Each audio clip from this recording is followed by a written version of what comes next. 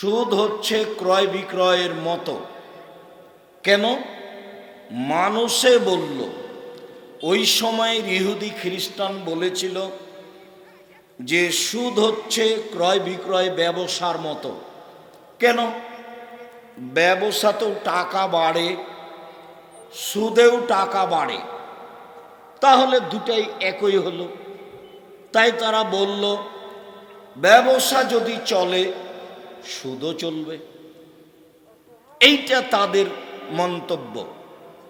তখন আল্লাহ তাআলা উত্তরে বললেন, ওয়াহাল্লাল্লাহুল বায়আ ওয়া হাররামার রিবা। আল্লাহ চিরদিনের জন্য সুদকে হারাম ঘোষণা করলেন আর ক্রয় বিক্রয় ব্যবসাকে হালাল বলে ঘোষণা করলেন।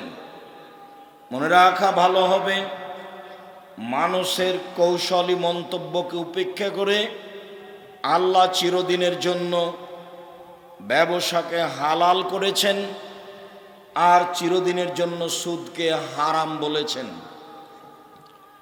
আমি মধ্যেখানে আব্দুল্লাহর বক্তব্যের একটা বাক্য বলি, টাকাকে তার নিজ গতিতে চলতে দিতে হবে, তাহলে জনগণ টাকার সুবিধা ভোগ করবে। সেইটা হলো টাকা বিনিময়ে ব্যবহার হবে। আর যখন টাকা হুবাহু বিনিময়ে ব্যবহার না হয়ে টাকা দিয়ে টাকা ব্যবহার হবে, তখন মানুষ ক্ষতিগ্রস্ত হবে, তার নাম সুদ। যতদিন পর্যন্ত টাকাকে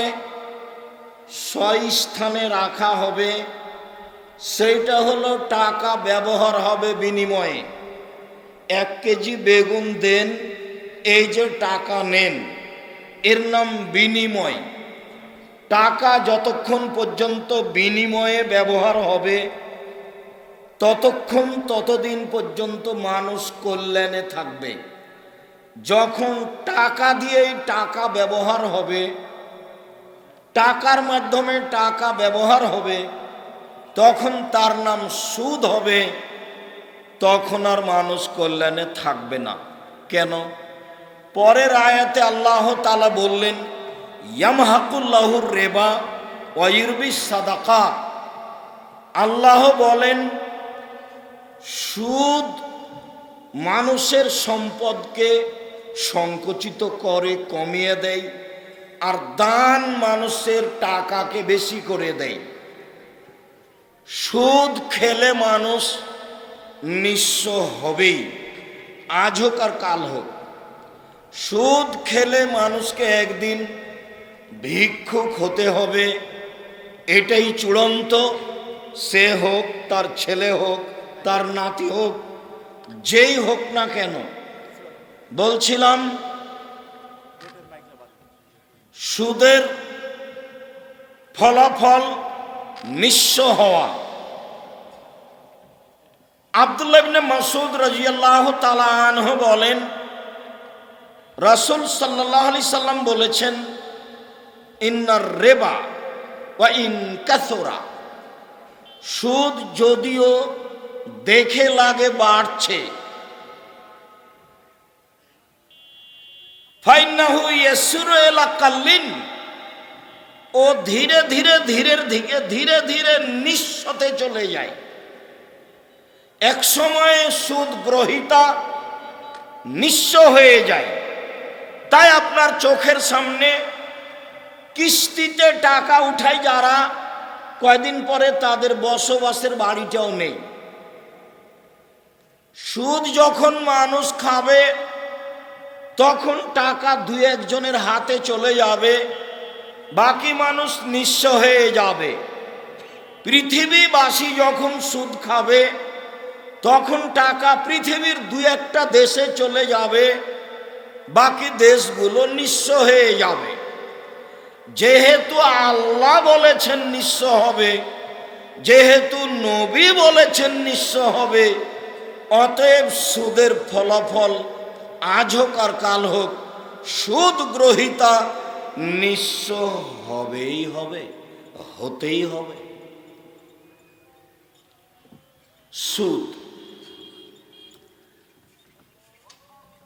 আল্লাহ তাআলা বলেন, ইয়ে আইয়ুহাল্লাযীনা আমানু লা তাকুলুর রিবা আযাফাম মুযাফা।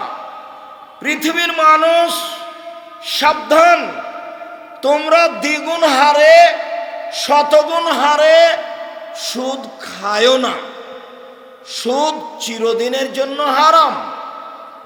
আল্লাহ তাআলা বলেন, ইয়া আইয়ুহাল্লাযীনা আমানু, হে বিশ্বাসী পুরুষ নারী, যারা আল্লাহকে বিশ্বাস করো, যারা পরকালকে বিশ্বাস করো, ওয়া যারু মা বাকিয়া মিনার রিবা, সুদের লেনদেন যা রয়েছে সব পরিহার করো, পায়ের নিচে রেখে দাও। সুদের ফলাফল নিঃস্ব, সুদ চিরদিনের জন্য হারাম। অতএব সুদের লেনদেন পায়ের নিচে রেখে দাও, হারাম বলে ঘোষণা করো। জাবের রাদিয়াল্লাহু তাআলা আনহু বলেন, রাসূল সাল্লাল্লাহু আলাইহি ওয়াসাল্লাম এইভাবে বলেছেন, লানাল্লাহু আকিলার রিবা ওয়া মুকিলাহু ওয়া কাতিবাহু ওয়া শাহিদাইহি অহম সাওয়া। সুদ খায় যে তার উপরে অভিশাপ, সুদ দেয় যে তার উপরে অভিশাপ, সুদ লেখে যে, সুদের অঙ্ক কষে যে তার উপরে অভিশাপ, সুদের সাক্ষী থাকে যারা তার উপরে অভিশাপ। হুম সাওয়া, সবাই পাপে সমান। এ দেশের মাটিতে, বাংলাদেশের মাটিতে এমন কোনো ব্যাংকিং ব্যবস্থা নেই, এমন কোনো ইন্স্যুরেন্স নেই যেটাতে আপনি বৈধ পন্থায় রুজি উপার্জন করতে পারেন।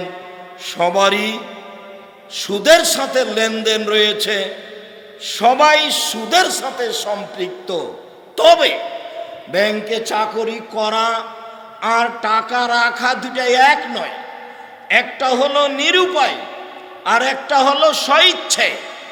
আল্লাহ তাআলা বললেন, পৃথিবীর মানুষ, তোমাদের উপরে মরা প্রাণী হারাম। কথা বলতে হবে না। তোমাদের উপরে মরা প্রাণী হারাম, তোমাদের উপরে শুকুর শোর হারাম, তোমাদের উপরে আল্লাহ ছাড়া অন্যের নামে জবে করা হয়েছে যেই প্রাণী, সেই প্রাণী হারাম। তবে কেউ যদি যথাযথভাবে মুখামুখি হয়, এছাড়া আর কোনো পথ নেই, এছাড়া বাঁচার কোনো পথ নেই, তখন তা বাঁচার তাগিদে খেতে পারে। যা হারাম তা আল্লাহ হারাম ঘোষণা করে আবার খেতে বললেন। উল্লেখ্য যে সুদ হারাম এ কথাই ঠিক যদি কোনো নিরুপায় থাকে, টাকা বাড়িতে রাখা যায় না নিরুপায়, তখন ব্যাংকে রাখা। অতএব টাকা রাখা আর ব্যাংকে চাকরি করা দুটা এক নয়। সুদ চিরদিনের জন্য হারাম। সুদ নেয় যে, সুদ দেয় যে, সুদের অঙ্ক লিখে যে, সুদের সাক্ষী থাকে যে, সবাই অভিশপ্ত। ওদের ওপরে অভিশাপ, ওদের ওপরে অভিশাপ। এর ফলাফল নিঃস্ব, এর হুকুম হারাম, ফলাফল তওবা ছাড়া, ফিরে আসা ছাড়া জাহান্নাম। আব্দুল্লাহ ইবনে হানজালা গাসিলুল মালায়েকা, হানজালার ছেলে আব্দুল্লাহ বলেন, আল্লাহর নবী বলেছেন, মায়াকুলু দিরহাম রিবা হই আলাম আসাদ্দু মিন সিদ্দাতি ওয়া সালাসিনা জিনিয়া। কেউ যদি জেনে শুনে, জেনে বুঝে 1 টাকা সুদ খায়, 36 বার জেনা করে যত পাপ হবে, 1 টাকা সুদ খেলে তার চেয়ে বড় পাপ হবে। সম্মানিত দিনী ভাই বোন, সুদ খাওয়া মহাপাপ, এ কথা ঠিক। তবে সুদের পাপের ভাষা যেটা, এমন কোনো পৃথিবীতে পাপ নাই যার ভাষা সেটা। পৃথিবীতে সবচেয়ে বড় পাপ শিরক, কিন্তু তার ভাষা এমন নয়। পৃথিবীর দ্বিতীয় মহাপাপ বাপ মায়ের অবাধ্য চলা, তবে তার ভাষা এমন নয়। পৃথিবীর তৃতীয় মহাপাপ মিথ্যা সাক্ষী দেওয়া, তবে তার ভাষা এমন নয়। পৃথিবীর তৃতীয় মহাপাপ খাদ্যের ভয়ে সন্তান হত্যা করা, তবে তার ভাষা এমন নয়। আল্লাহর নবী সুদের ভাষায় বললেন, কেউ যদি জেনে শুনে 1 টাকা সুদ খায়, 36 বার জেনা করে যত পাপ হবে, 1 টাকা সুদ খেলে তার চেয়ে বেশি পাপ হবে। অবিবাহিত পুরুষ নারী যদি জেনা করে, তাহলে তাকে 100 লাঠি পিটিয়ে 1 বছরের জন্য এলাকা থেকে তাড়িয়ে দিতে হবে। বিবাহিত পুরুষ নারী যদি জেনায় লিপ্ত হয়, তাহলে তাকে ইট ঢেল পাথর দিয়ে মেরে মেরে মেরে ফেলতে হবে। বিবাহ করার পরে জেনায় লিপ্ত হলে অন্তত এইটা মনে রাখতে হবে, দুনিয়াতে তার বেঁচে থাকার সুযোগ নেই। তওবা করলে, কান্নাকাটি করলে পাপ ক্ষমা হবে, সেটা ভিন্ন কথা। তবে তার পাপের ফলাফল এই যে, অন্তত তাকে এইটা মনে রাখতে হবে, তার বেঁচে থাকার কোনো সুযোগ নেই। সেইটা হলো জেনা। আল্লাহর নবী বলছেন, 1 টাকা সুদ খেলে 36 বার জেনা করে যত পাপ হয়, 1 টাকায় তার চেয়ে বেশি পাপ হয়। সুদের ভাষা। আবু হুরায়রা রাদিয়াল্লাহু তাআলা আনহু বলেন, রাসূল সাল্লাল্লাহু আলাইহি সাল্লাম বলেছেন, আর রিবা সাবুনা জুজান, মনে রেখো পৃথিবীর মানুষ, সুদের পাপের 70টি ভাগ রয়েছে, ছোট থেকে বড়, বড় থেকে ছোট। পৃথিবীর মানুষ মনে রেখো, সুদের পাপের 70টি ভাগ রয়েছে, ছোট থেকে বড়, বড় থেকে ছোট। সবচেয়ে ছোট পাপ হলো মার সাথে জেনা করলে যেমন পাপ হয়। ভাষা কেমন? রাসূল সাল্লাল্লাহু আলাইহি ওয়াসাল্লামের মুখের ভাষা। আল্লাহ নবী নেশাদার দ্রব্যের পাপের ভাষা কঠিন করে বলেছেন, তবে এমন নয়। কেউ যদি একবার নেশাদার দ্রব্য পান করে, 40 দিন সে আল্লাহকে নিজের দিকে করতে পারবে না। 40 দিন তার সালাত নামাজ কবুল হবে না। কিন্তু ভাষা এমন নয়, ভাষাই ব্যতিক্রম। সম্মানিত দিনী ভাই বোন, সুদ। জাবের রাদিয়াল্লাহু তাআলা আনহু বলেন, রাসূল সাল্লাল্লাহু আলাইহি ওয়াসাল্লাম বলেছেন, কুল্লু লাহমিন নাবাতা মিনাস সুহতে কানাতিন নারু আওলা বিহি। পৃথিবীর মানুষ মনে রেখো, মানুষ যদি হারাম উপায়ে পয়সা উপার্জন করে, হারাম উপায়ে আহাল পরিবার ছেলে মেয়ে লালন পালন করে, এই ছেলে মেয়ে এই আহাল পরিবারের জন্য জাহান্নামী যথেষ্ট, এরা জান্নাতে যাবে না। সম্মানিত দিনী ভাই বোন, আবু সাঈদ খুদরি রাদিয়াল্লাহু তাআলা আনহু বলেন, রাসূল সাল্লাল্লাহু আলাইহি সাল্লাম বলেছেন, লা ইয়াদখুলুল জান্নাতা জাসাদুন গুদিয়া বিল হারাম। ওই শরীর, ওই মানুষ জান্নাতে যাবে না যে হারাম উপায়ে সুদের মাধ্যমে পয়সা উপার্জন করে। সুদের ফলাফল জাহান্নাম। উমামা বাহিলি রাদিয়াল্লাহু তাআলা আনহু বলেন, রাসূল সাল্লাল্লাহু আলাইহি ওয়াসাল্লাম বলেছেন, মান শাফা লি আখিহি শাফাতিন, কেউ যদি তার ভাইয়ের জন্য সুপারিশ করে কোনো চাকরি নিয়ে দেয়, কোনো কাজ করে দেয়, কোনো বিপদ থেকে মুক্ত করে, ফাআহাদা লাহু হাদিয়াতান আলাইহি, তারপরে যে চাকরি পেয়েছে, যেই সুবিধা পেয়েছে, এ যদি সুপারিশকারীর নিকটে কিছু হাদিয়া পাঠায়, ফাক্কাবেলাহা, সে লোক যদি হাদিয়াটা নিয়ে নেয়, এটা হাদিয়া যেটা নেওয়া ভালো, হাদিয়াটা নিয়ে নেয়, ফাআতা রেবান আজিমা মিন আবওয়াবির রেবা, সে সবচেয়ে বড় সুদ গ্রহণ করলো, সে সবচেয়ে বড় সুদের পাপটা নিজে করে ফেললো। সুপারিশের বিনিময়ে কোনো কিছু নেওয়া হবে না, সেটাও সুদ। এই কথা মুহাম্মদ সাল্লাল্লাহু আলাইহি সাল্লাম বলেন।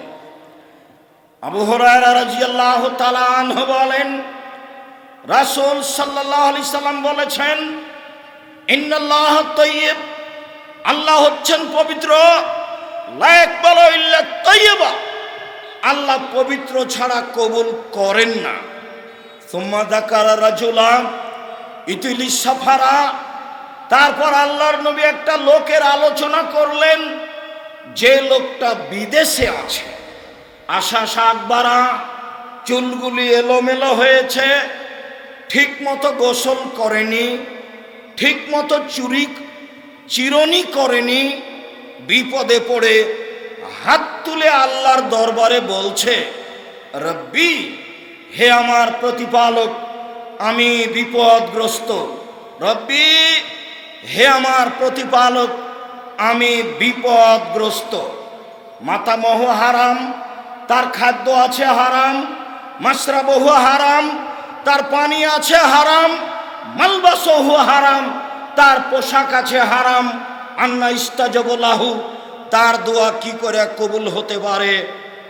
হাদিস বুখারী মুসলিম। সম্মানিত দিনী ভাই বোন, মনে রাখা ভালো হবে, সফরে থাকলে মানুষের দোয়া কবুল হয়। মনে রাখা ভালো হবে, মাজলুম নির্যাতিত ব্যক্তি দোয়া করলে দোয়া কবুল হয়, কোনো অন্তরাল থাকে না। মনে রাখা ভালো হবে, হাত তুলে দোয়া করলে দোয়া কবুল হয়, খালি হাত ফিরিয়ে দিতে লজ্জা পাই, কেমনে ফিরিয়ে দিব? যা চাচ্ছে সেটা দিয়েই দিই। লোকটা সফরে আছে মানে দোয়া কবুল হবে, লোকটা বলছে আমি বিপদগ্রস্ত মানে নির্যাতিত মানে দোয়া কবুল হবে। লোকটা হাত তুলে দোয়া করছে, হাত ফেরত দেওয়া হবে না। দাতা গ্রহিতা লজ্জা পায় খালি হাত ফিরিয়ে দিতে, তাহলে লোকটার দোয়া কবুল হবে। তিনটে দোয়া কবুলের অবস্থান একসাথে বহাল আছে, এরপরেও দোয়া কবুল হলো না কেন? খাদ্য আছে হারাম, পানি আছে হারাম, পোশাক আছে হারাম, গজিয়া বিল হারামে, জীবিকা নির্বাহ হারাম। আল্লাহ ইস্তাজাবু লাহু, তার দোয়া কি করে কবুল হতে পারে? সুদের লেনদেন থাকলে তার ইবাদত কবুল হবে না, এ কথাই চূড়ান্ত। সম্মানিত দিনী ভাই বোন, খাওলা আনসারিয়া রাদিয়াল্লাহু তাআলা আনহা বলেন, আল্লাহর নবী বলেছেন, ইন্নার রিজালান ইয়াতাখাওয়াজুনা ফি মালিল্লাহি বিগাইরি হাক্কিন। বহু মানুষ, হাজারো পুরুষ নারী অবৈধভাবে পয়সা উপার্জন করে, হারাম পয়সা উপার্জন করে, সুদের লেনদেনের সাথে থাকে। এই সব মানুষের জন্য ফালাহুমুন নার, জাহান্নাম, ওরা জাহান্নামে যাবে। সম্মানিত দিনী ভাই বোন, আমি আপনাদের সামনে জুমার খুতবায় প্রথম অংশে জোরালোভাবে পেশ করছিলাম সুদ ও সুদের ফলাফল, যাতে আমরা জানতে পারলাম সুদ হারাম, যাতে আমরা বুঝতে পারলাম সুদ খেলে অভিশাপ হয়, যাতে আমরা জানতে পারলাম সুদ খেলে মানুষ নিঃস্ব হবে, যাতে আমরা বুঝলাম সুদের ফলাফল জাহান্নাম। আবু হুরায়রা রাদিয়াল্লাহু তাআলা আনহু বলেন, লানা রাসূলুল্লাহ সাল্লাল্লাহু আলাইহি সাল্লাম আর রাসিয়াল মুরতাসি, যে ঘুষ দেয় তার উপরে অভিশাপ, যেই ঘুষ নেই তার উপরে অভিশাপ, যেই ঘুষ দেয় তার উপরে অভিশাপ, যেই ঘুষ নেই তার উপরে অভিশাপ। অবাক হলেও সত্য, কোর্ট কাচারি, অফিস আদালত, শিক্ষা প্রতিষ্ঠান, কোর্ট কাচারি, অফিস আদালত, শিক্ষা প্রতিষ্ঠান, ব্যবসা বাণিজ্য, কোনো জায়গায় টাকা ছাড়া চলে না, ঘুষ ছাড়া চলে না। মানে মানুষ আর মানুষ হয়ে নেই, মানুষ হয়ে গেছে পশু প্রাণী। আল্লাহর নবী বললেন, বিদ্যা উঠে যাবে, মূর্খতা বর্ষণ হবে। 20 বছর পূর্বে দিনাজপুর জেলায় যত শিক্ষিত মানুষ ছিল আজকে তার চেয়ে বেশি। তাহলে আল্লাহর নবী কি মিথ্যে কথা বলেছেন? নাউজুবিল্লাহ মিন যালিক। আল্লাহর নবী মিথ্যে কথা বলেননি, আল্লাহর নবী সত্য কথা বলেছেন। এ কথাই ঠিক। যারা হালাল হারাম বিবেচনা করে না, যারা সুদ ঘুষ বিবেচনা করে না, তারা শিক্ষিত মানুষ নয়, এ কথাই ঠিক।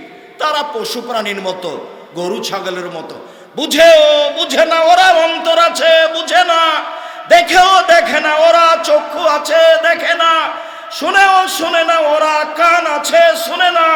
উলাইকা কাল আনাম, তারা পশু প্রাণীর মতো, তারা গরু ছাগলের মতো, তারা কুকুর শ্রীগালের মতো, বালহুম আযাল, বরং তার চেয়ে খারাপ।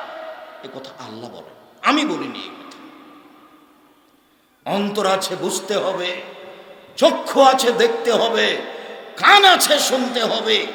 আল্লাহ তাদের পশু প্রাণী বললেন না, বললেন তারা কুকুর শ্রীগালের মতো, তারা গরু ছাগলের মতো। তার মানে কুকুর শ্রীগাল কোনোদিনই সুদ ছাড়তে পারবে না, ঘুষ বন্ধ করতে পারবে না, মানুষই পারে।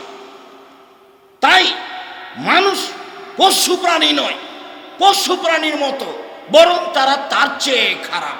গরুও বিবেচনা করে চলে, যেখানে ঘাস বেশি সেখানে গরু যায় না, খায় না। কেন? ঘাসের নিচে গোবর আছে, তাইও ঘাস খাবে না। পশু প্রাণীর বিবেচনা আছে। পশু রাতে রাস্তার এদিক থেকে দৌড়িয়ে ওই দিকে চলে গেল, রাস্তা দিয়ে গাড়ি যাচ্ছে, দৌড়িয়ে গেল, আটকা পড়তে পারে, তাহলে তার বিবেচনা আছে, তার হুঁশ বুদ্ধি আছে। পশু হওয়ার পরেও মানুষ যখন বিবেচনা করে না, বিবেক কাজে লাগায় না, বিদ্যা কাজে লাগায় না, তখনই মানুষ কুকুর শ্রীগালের চেয়ে খারাপ, পশু প্রাণীর চেয়ে খারাপ। বুঝেও বুঝে না ওরা, অন্তর আছে বুঝে না, দেখেও দেখে না ওরা, চক্ষু আছে দেখে না, শুনেও শুনে না ওরা, কান আছে শুনে না। উলাইকা কাল আনাম, তারা পশু প্রাণীর মতো, তারা গরু ছাগলের মতো, তারা কুকুর শ্রীগালের মতো, বালহুম আযাল, বরং তার চেয়ে খারাপ। এই কথা আল্লাহ বলেন।